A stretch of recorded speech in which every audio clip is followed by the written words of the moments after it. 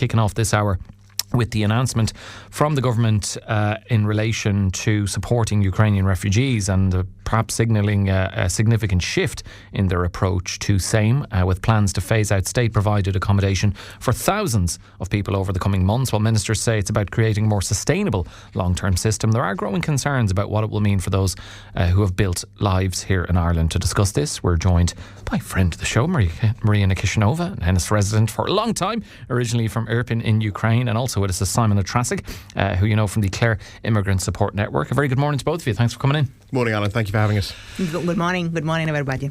Maria, your reaction to this news, the plans to withdraw state-provided accommodation, was it a surprise, or, you know, given, I suppose, what we've seen in relation to Ukrainian refugees and withdrawal of support in other areas, is this kind of the direction of travel you feared we were heading in? Yeah, I think it's something which is like a trend, right? And definitely I see that it is a response of the government to the moods which are clearly explained and shared, right? So I think it's kind of what they have to do regardless. And I mean, unfortunately, they don't have a very good plan. The plan is not clear how it will be happening, what will change, where people will live. There is no answers to those questions. But clearly, they need to show to everybody that they're doing something, that they're cutting the costs, that it's cutting the, everything what Ukrainians are getting, because this seems to be a very open, very clear demand from the people in Ireland. I mean, you're obviously, you know that some of the Ukrainian community, certainly here in Ennis, and you obviously came over well before the war, you're here over a decade, but for those who did arrive here since Russia invaded your country in 2022, I mean, some will have since gone back, others may plan on returning, but there might be others, maybe many others who, you know, they maybe had never been to Ireland or heard of Ireland before they came here, but have fallen in love with the place, fallen in love with Clare, maybe met somebody. This is now their long-term plan is to spend the rest of their life here. What are they feeling, when they hear news like this? Well, there are actually several kind of big questions people are saying. Many Ukrainians, and I keep saying that, right? So that's unfortunately not explained by government as well, but Ukrainians are working, okay? They are not getting welfare payments anymore. They're actually paying taxes back to Ireland because they're working, and it's majority of people.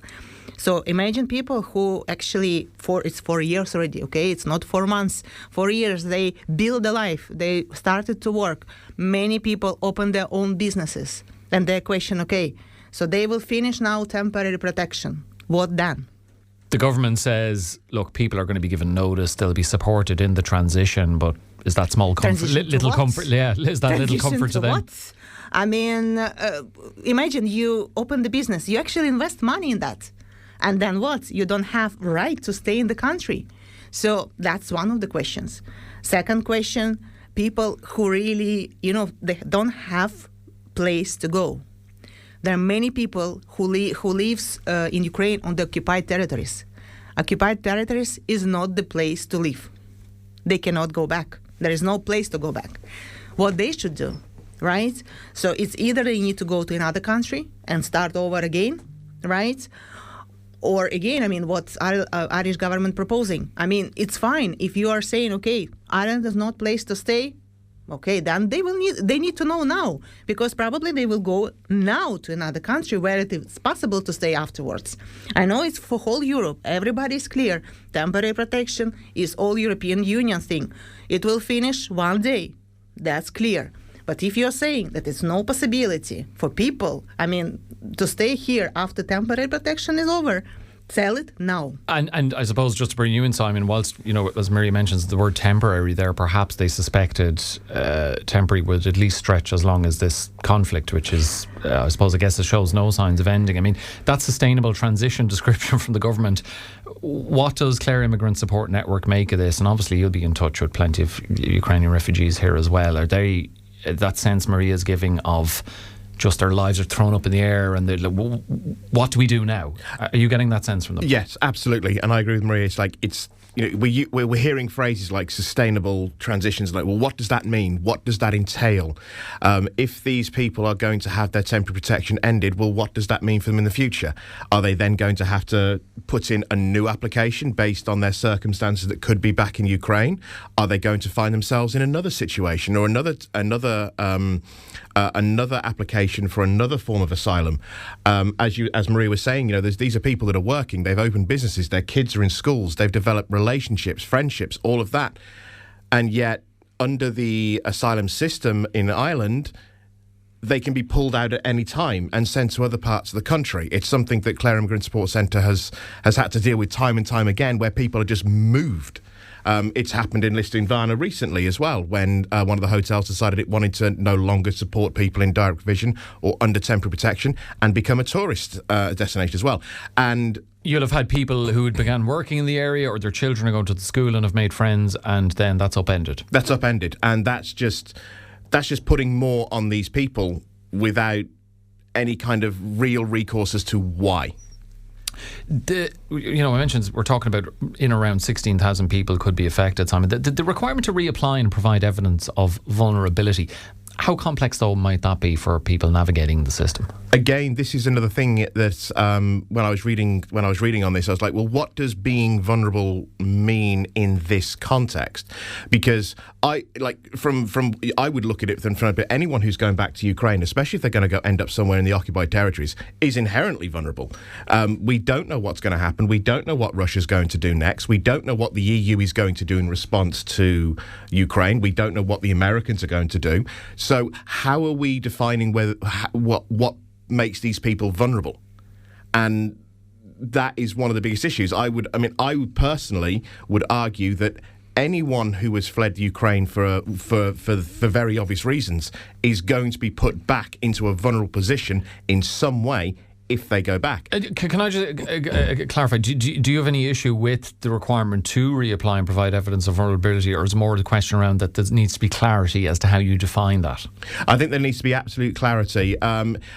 Whether I would have an issue with them having to reapply, it depends on what they're reapplying for. If it's a case of they're going to be staying here permanently, then absolutely, you fill in the paperwork the same as anybody else who comes to stay here permanently. But if they've suddenly got to plead their case again for something that is very public and very open, and there's not a person in Ireland who doesn't know at least somewhat what the situation in Ukraine is. Why are you making them reapply for something like that? Maria, I started at the outset with you by mentioning the different circumstances Ukrainian refugees here could be in. I mean, there's talk of a voluntary return programme. Some will have already gone back to Ukraine, and maybe it's they're from a part of the country that isn't occupied. But how do Ukrainians you've been speaking to feel about the idea of returning home, given the situation there, particularly if that means returning to their part of Ukraine, which is more significantly impacted by the war than elsewhere? And how terrifying would that prospect be for them? And for some people, it's just impossible. And I know mothers who visited Ukraine recently, obviously themselves, and they're coming back and saying, thanks God, I took my children off there. And they are not seeing that, Of course, people get used to everything. Those who are there for 4 years, they are different people now, okay? But it doesn't mean that people who are flew from war, they want to go back, and they're able to go back, having the current situation. And again, we're all discussing here, we are putting logical questions which would be not needed if the war is over. If the war is over, all these questions make sense. We don't need to ask those questions. If the war is over, Ukrainians will go back. And those who don't want to go back, they will figure out themselves how to get, whatever here. Staying here. Yeah. Critical skills applications, whatever else, right? Mm-hmm. They will find a way. They will clarify what legal reasons to stay. And believe me, Ukrainians are not the people who will be staying illegally. This is a very big difference from all other immigrants, coming from all over the world. But we don't have that situation. War is not over. Nothing changes. Every day in Ukraine, civilian people are dying. I'm not talking about soldiers, civilian people in the normal cities all over the Ukraine, not only the part where the most of the war is. And we know that obviously that is, the risk of stating the obvious, a terrible situation, but the fact that there just seems to be no end in sight to this war. And, we have received messages on this in the past, and I can see them already coming in, and which is why I'm bringing this up, that, you use the word temporary. I mean, this war could go on for another 10, go on for another 20 years, and there are people, including some of our listeners, who would say, well, look, how long, we've supported enough. This came up during the fuel protests, and then the talk of the support packages, which we were discussing earlier on in the show. A number of messages we received said, we've already forked out loads of money for Ukrainian refugees, and there's none for the average Irish person. And we've had a caller on 0818 400 964 saying Ireland has done enough now to help Ukrainians here. What would you say to listeners who are of that mindset, of that view? Well, I would say, guys, thank you very much for all the money. Are you ready to go into the battle with Russia? If you are, please, let's go. That will finish war very quickly. If whole Europe armies will go against Russia, the war will stop next day. Are you ready for that? That's what I would say. Let's go. Join me in the army. And I'm sure, Simon, at Clare Immigrant Support Network, you're not unfamiliar with that view. No, not at all. And I do understand where some people's frustration is coming from, depending on where they're getting their information from. And I suppose we should say there's a broad spectrum within that view. There'd be those who just outright probably never wanted to help Ukrainians come in anyway. They don't like refugees. Yes. And there are others who have been sympathetic and maybe have been very helpful over the last number of years, but just with other situations that have happened, as I say, with the fuel protests and the difficulties the country found itself in, maybe that has changed their view more to that line of, I think we've done enough at this point. Yeah, and sympathy fatigue is a very real thing. Yeah. Like in 2022, when the war started, Ireland was extremely open to Ukrainians, and they came over, and a lot of people did as much as they could to do everything. But now, because it's with everything else, on top of it, and the fuel protests and everything else that's going on, people are just starting to get tired. That's a normal human response, but at the end of the day, the Ukrainians that are here, especially those who've been here for 2-3 years now, they've built their lives here.